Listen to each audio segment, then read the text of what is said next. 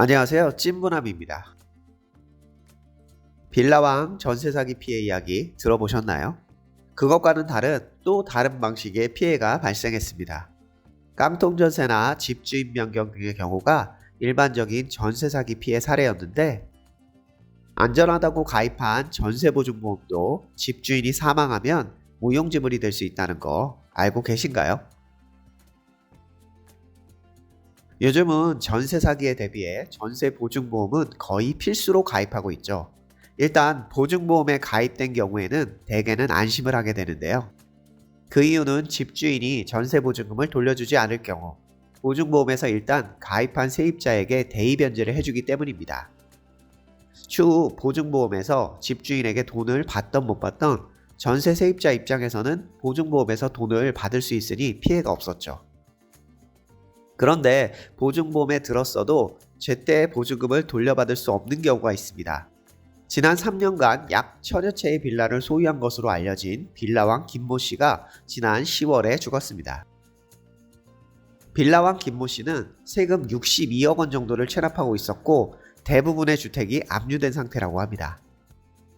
빌라왕 김모 씨 소유의 집에 전세로 들어가면서 보증보험에 가입 안 하셨던 분들은 전세 사기 피해를 보실 수 있는 상황입니다.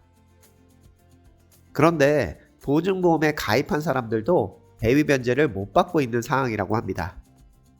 보증보험에 가입한 세입자는 만기 6개월 전부터 임대인에게 계약 해지를 통보하고 만기일에 보증금을 돌려받지 못할 경우 임차권 등기 명령을 하고, 이를 근거로 가입한 보증보험에 전세보증금 반환보증 이행을 요구해야 하는데, 임대인이 사망한 경우 임대인의 지위를 누군가 승계해야 그 승계인에게 계약 해지를 통보하고 보증금 반환을 요청, 임차권 등기 명령을 하는 등의 절차를 거쳐서 보증보험에 전세보증금 반환 보증 이행을 청구할 수 있습니다.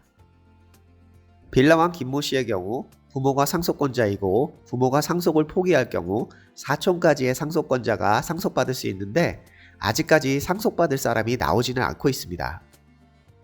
아직 승계받을 사람이 없기 때문에 세입자들은 계약 해지 대상이 없어 계약 해지를 하지 못하고 있고, 보증보험에 들었어도 전세보증금 반환보증 이행 청구를 못하고 있는 답답한 상황이라고 합니다.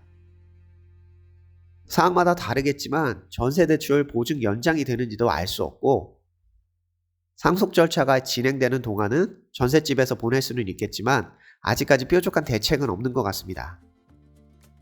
개인의 세금 체납액이 62억이나 되는데도 집을 계속 매수할 수 있었고, 집에 전세로 들어온 세입자들은 피해를 보게 되는 말도 안 되는 상황이 계속 일어나고 있었던 겁니다.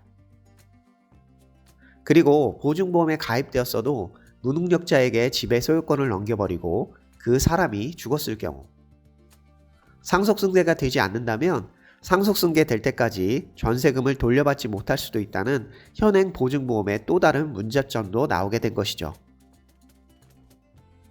집값은 내려가고 1순위로 세금 추징하고 그 뒤에 세입자들에게 돌아갈 전세보증금이 얼마나 될지 대책 마련이 시급해 보입니다.